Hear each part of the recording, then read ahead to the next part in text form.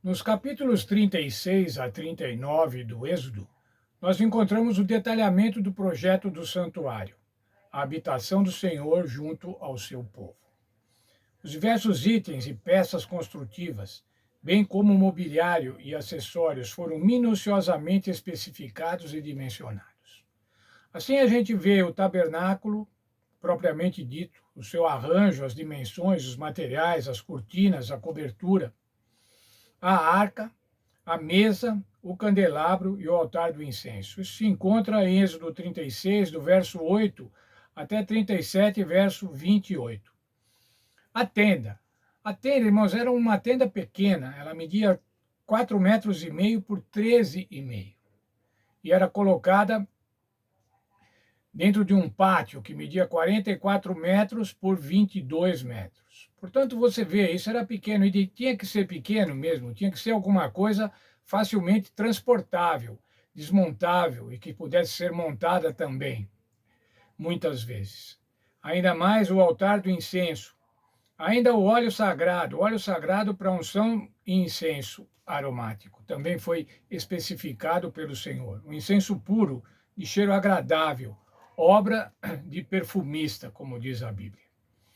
Agora no pátio do tabernáculo, estaria o altar do holocausto, a bacia de bronze e o átrio. O átrio é o pátio propriamente dito, cercado por cortinas, e que media, como eu já disse, 22 metros por 44. A bacia de bronze era para a lavagem e a purificação cerimonial. E o altar do holocausto era para o sacrifício da manhã, sacrifício da tarde, chamado sacrifício contínuo, ou para os sacrifícios em geral de cada um dos hebreus. Ainda também vemos no capítulo 39, dos versos 1 a 31, as vestes sacerdotais, a estola sacerdotal, o peitoral e outras vestes sacerdotais.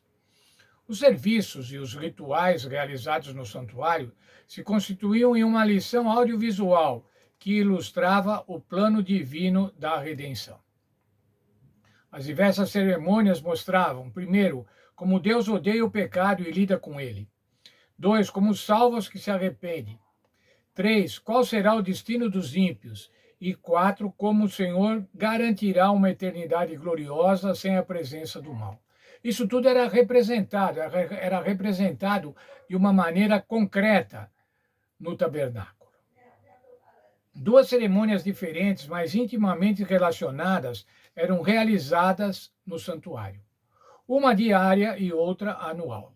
Esse ministério de duas fases ilustrava como Deus lida com o pecado e salva os pecadores. Por meio dos serviços diários, o santuário, Deus garantia que os arrependidos teriam seus pecados perdoados e, pela graça, receberiam a salvação.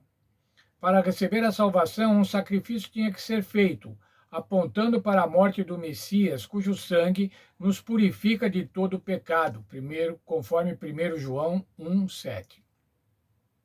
A confissão do pecado e a aceitação do manto da justiça de Cristo estavam no centro dessa dádiva. Assim, o pecador arrependido recebia a certeza do perdão e se alegrava na salvação.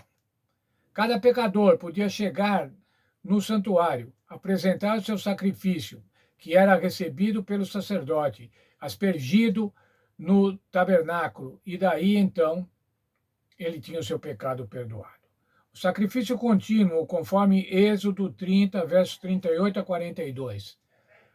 Um cordeiro de 1 ano pela manhã e outro à tarde, queimando continuamente. Eu penso o seguinte, irmãos, gosto de pensar da seguinte maneira.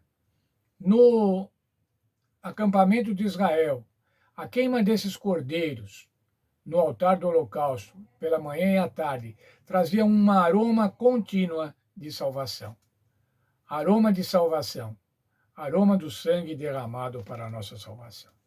Mas havia outro serviço, o serviço anual, que era o do dia da expiação ou do dia do perdão.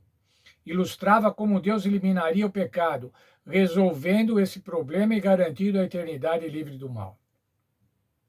Nessa ocasião era feita a purificação do santuário.